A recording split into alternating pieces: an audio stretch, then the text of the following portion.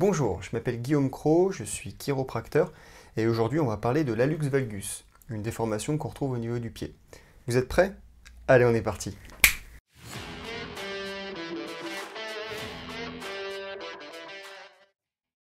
Alors, qu'est-ce que l'hallux valgus? L'hallux valgus, c'est une déformation qu'on va retrouver au niveau des pieds. Alors je vous mets un petit rappel d'anatomie.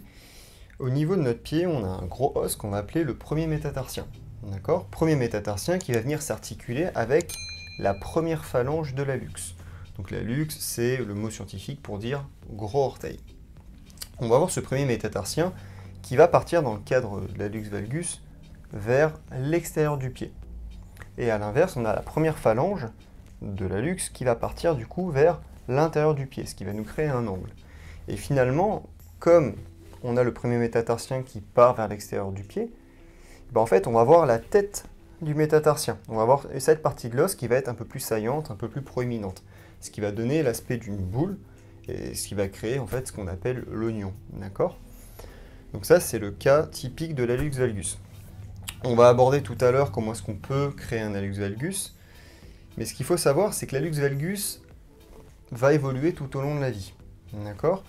Il va évoluer tout au long de la vie et il va entraîner d'autres déformations. C'est-à-dire que, je vous mets encore une fois la photo de l'hallux valgus. L'hallux valgus, finalement, on va avoir une déviation du gros orteil qui va venir finalement, à terme, pousser également les autres orteils, qui vont finir en griffe. D'accord?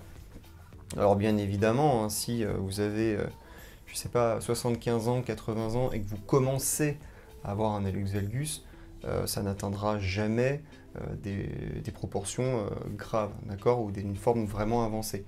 Par contre, si vous êtes quelqu'un de très jeune et que vous avez déjà un hallux valgus bien avancé, il se peut que ça s'aggrave et que ça devienne un peu plus préoccupant à l'avenir, surtout si ça vous crée des douleurs.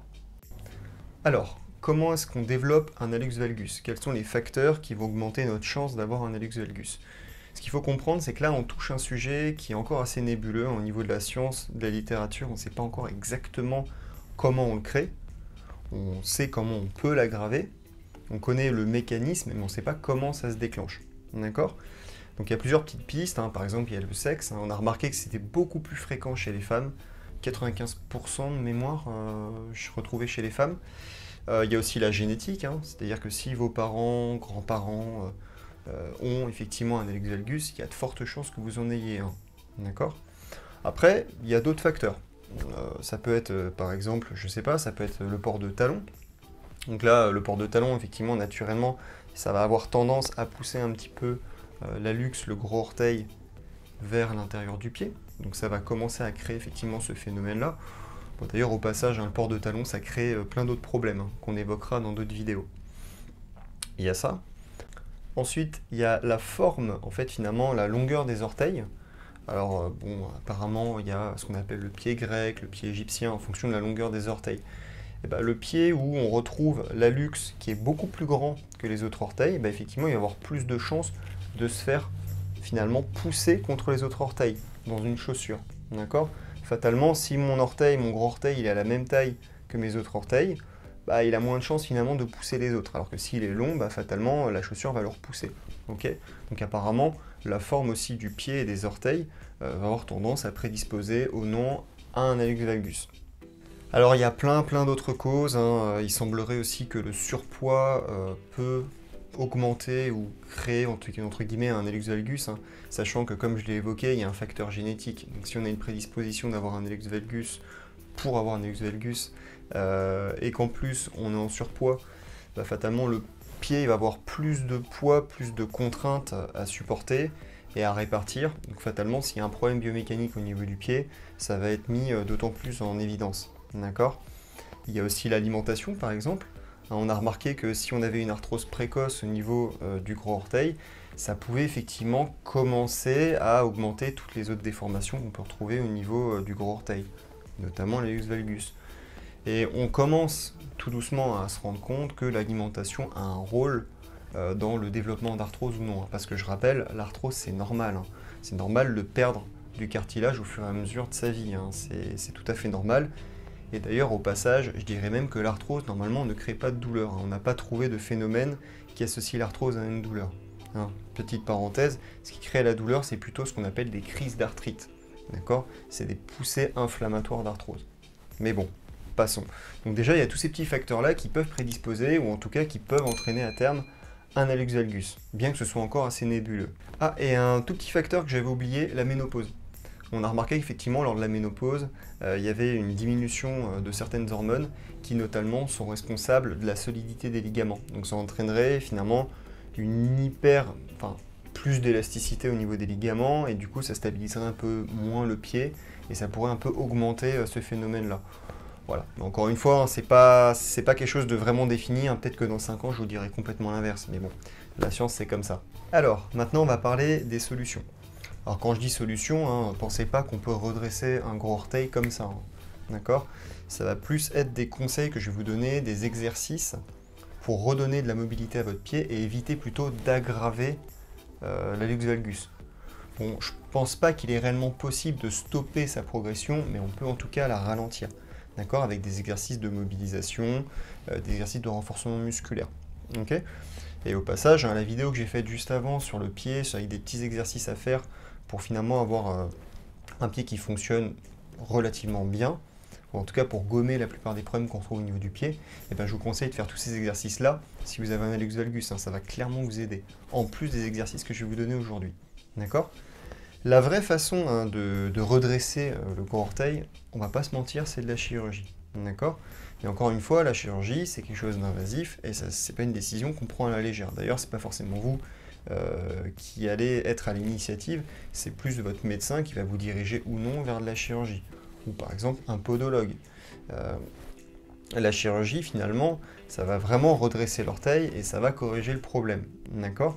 Mais ça ne veut pas dire qu'une fois que vous aurez eu de la chirurgie, que votre orteil est redressé, ça ne veut pas dire pour autant que vous n'allez plus du tout avoir de douleur. Parce que si à la base votre pied ne bouge pas correctement, que vous avez de fortes tensions musculaires, que vous avez un pied qui est plat, que vous pourriez d'ailleurs recreuser avec des exercices, les douleurs elles vont rester, hein, ça c'est évident. Alors peut-être que vous allez moins avoir le frottement que vous pouvez avoir entre l'oignon finalement, hein, la tête du premier méta avec la chaussure, mais pour autant les autres petites douleurs qui sont liées à ça, vous allez les avoir quand même. Hein. Ok? Donc chirurgie, c'est vraiment en dernier recours. Maintenant, je vais vous donner des petits exercices finalement qu'on va pouvoir faire pour l'hallux valgus, pour traiter la plupart des douleurs liées à l'hallux valgus. Donc ça va consister en de la mobilisation. Alors, il se trouve que j'ai un double hallux valgus, hein, je ne fais pas cette vidéo non plus par hasard. Donc vous allez avoir une magnifique vidéo de mes pieds, mais bon, pour les besoins de la vidéo. Et du coup, je vais vous montrer dans la petite vidéo qu'il y a juste là-haut, toutes les petites mobilisations qu'on va faire. Donc on va avoir de la flexion, de l'extension.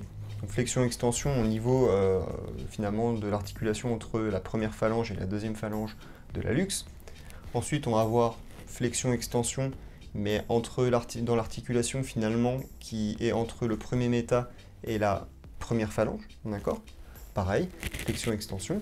Vous allez pouvoir faire des mobilisations en abduction, adduction. Donc finalement c'est quand on sépare, qu'on essaye d'écarter le gros orteil du deuxième orteil. D'accord? Vous allez aussi avoir ce qu'on appelle un rappel proprioceptif. Hein. Finalement, ce que vous allez faire, c'est décoapter. Donc décoapter, c'est tirer très légèrement le gros orteil. Et vous allez faire des petites rotations vers l'extérieur, vers l'intérieur. C'est pas censé être trop douloureux, hein, mais c'est pas agréable, ok? Et finalement, vous allez vraiment essayer de mobiliser votre orteil et rappeler finalement à votre corps que on est censé avoir ce mouvement-là. Ok? Déjà, faites ça. Ça, c'est du passif. Bon, hein, pour ceux qui ont vu le petit faux raccord, mon micro, il était complètement barré sur le sol, donc si vous avez des problèmes de son, bah, désolé. Hein. Ensuite, on va faire ce qu'on appelle des mobilisations actives, d'accord? Un peu plus actives, d'accord? Ce qu'on va faire, c'est quoi? Vous allez poser votre pied sur le sol, vous allez vous aider avec votre doigt en écartant votre hallux, et ensuite vous allez essayer de garder l'hallux écarté des autres orteils. Donc vous allez voir que naturellement le gros orteil a envie de revenir vers les autres. Et vous allez essayer de vraiment contracter les muscles de votre pied pour forcer l'hallux à rester là. Et vous tenez par exemple 5 à 10 secondes. Tous ces exercices de mobilisation, vous pouvez les faire entre 10 à 20 fois de chaque côté. D'accord? Et bien entendu, si vous avez un hallux d'un côté, vous pouvez faire l'exercice sur ce pied-là, mais vous pouvez aussi le faire sur l'autre pied. Hein. Trop de mobilisation n'a jamais tué personne, ça va vous faire que du bien. D'accord? Et dernier petit exercice, vous gardez votre pied finalement sur le sol et vous allez essayer vous-même d'écarter le gros orteil, d'accord, des autres orteils. Alors là, c'est vraiment un exercice balèze, hein. C'est-à-dire que là, je vous montre sur la vidéo, c'est le dernier exercice, il me semble, sur la vidéo. J'ai beaucoup de mal, hein. En vérité, je pars plutôt sur de la flexion, extension. C'est pas très propre, hein, mais c'est vraiment compliqué à faire, d'accord? Là, vraiment, vous avez tous les exercices que je fais sur moi, hein. C'est aussi comme ça que j'ai bien été soulagé au niveau de mon hallux. Ça va vraiment vous aider à avoir une meilleure hygiène au niveau de votre pied. Alors quand je dis hygiène, je parle plus de santé générale au niveau de votre pied, de mobilité, d'accord? Les autres exercices que j'ai donnés dans l'autre vidéo pour le pied, pareil, hein, je vous rappelle, vous pouvez les faire, hein, ça va vous permettre de renforcer vraiment votre pied, ça va vous permettre de avoir une belle voûte plantaire, une bonne arche, enfin des bonnes arches d'ailleurs, parce que vous allez voir si vous n'avez pas déjà vu les vidéos qu'il y en a 3. Et puis voilà, d'accord? Si vous avez déjà eu un hallux, enfin, si vous avez un hallux valgus et que vous voulez essayer de faire les exercices, ou vous avez des retours sur les exercices, ou même des questions, ou des thèmes que vous aimeriez que j'aborde à l'avenir, n'hésitez pas à les mettre dans l'espace commentaire. C'est fait pour ça, et franchement, ça me fait plaisir de répondre à vos commentaires. Je suis aussi là sur YouTube pour ça. D'accord? Écoutez, ça m'a beaucoup fait plaisir de faire cette vidéo. C'est vrai que je comptais la faire, hein, depuis un certain temps, et puis en fait j'attendais de faire la vidéo sur les pieds, une vidéo assez générale sur les pieds, pour pouvoir derrière finalement faire une vidéo sur l'hallux valgus. Maintenant elle est là. Peut-être que je ferai une prochaine vidéo du coup sur les pieds plats, hein, les vrais pieds plats et les faux pieds plats.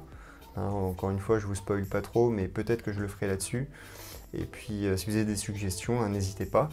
Et puis au plaisir de vous revoir pour une prochaine vidéo. Au revoir.